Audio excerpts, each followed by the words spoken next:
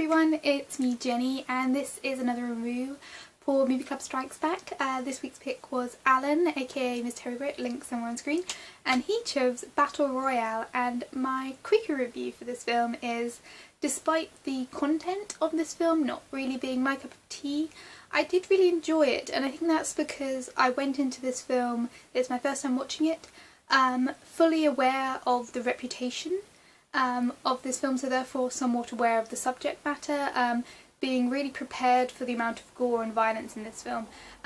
It is perhaps one of the most iconic Japanese horror films that I know of. It is very, very well known, and so I've watched a couple of clips of this before. I knew more or less the subject matter. If you haven't seen this film before, it's kind of like an R-rated Japanese version of The Hunger Games, and a lot of people who've watched The Hunger Games and watched this film together often say that this one's a more realistic approach to the subject of teens being forced to kill each other. So this is definitely one of those films that I was very aware of, although I'd never seen before. I think the gore throughout was pretty well done. It's very stylised in places. There's definitely a few points where it's not so good, perhaps because of budgeting. For example, there's a lot of blood effects without clothes damage, so when someone gets slashed up the back, their clothes don't get damaged but they get a blood mark there, or there's a continuity error when the teacher goes to take the knife out of the girl's head, and it's definitely from a different point to where she actually got stabbed. And there's definitely some continuity errors in terms of what damage bullets can do. There's several characters that get shot multiple times, strewn with bullets, and are still able to get up for another part of the fight, or keep making noise or something when they should just be gone. But, you know, it definitely works within the genre that it's set. So I didn't really mind the gore too much. I did go in expecting to be more scared of it, and I did have a pillow on hand in case I needed to hide, but for the most part it was pretty well done. There's definitely some very iconic deaths that, you know, top lists of gory deaths probably are somewhere on the list. But yeah, it's very well done, very well handled in terms of getting across the violence of this concept. For me though, the psychological aspects of this, which were much more interesting and much more scary, particularly the concept of school life being very brutal.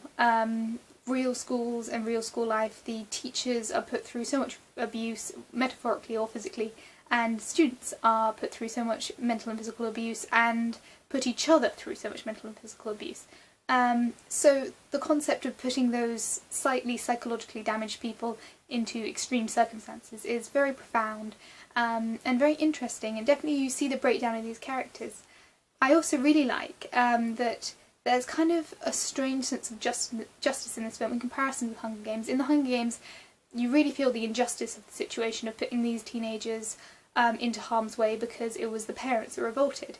But for Battle Royale, it was the students, it was the teenagers that were being deviants and cruel and vindictive, and so there's almost this weird sense of justice, particularly with the more malicious teen characters, watching them die and watching them break down further.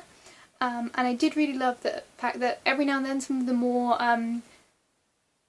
important, which sounds really unattractive word, the more front and centre characters, when they die they get their last thought put up on the screen, and I think that's really potent because it's all very sympathetic final thoughts.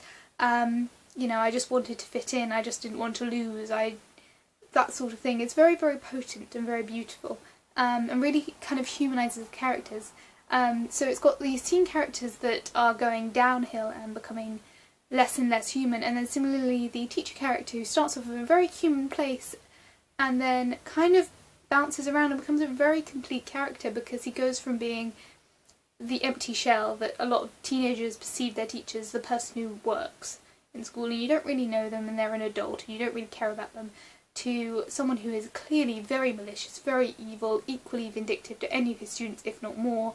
And then it circles back around when you find out about what's going on in his life, and he becomes a very complete character.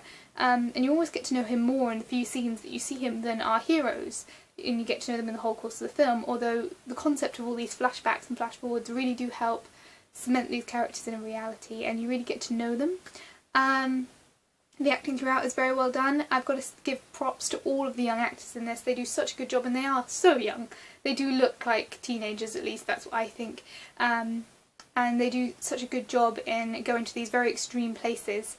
I think some of the plot lines are a little bit cliched in places, you know, like the main girl fainting at appropriate times and being vulnerable at appropriate times, and little things, particularly the teen romance aspect. I think a lot of these characters, even the minor characters, are just paired up here and there, just as a final kind of thought where they wanted another teen romance, and there are a lot of them throughout. I think there's at least 4 just random pairings where you don't really get to know these characters, so I find it hard to buy into their relationship, as I do with most teenage romances.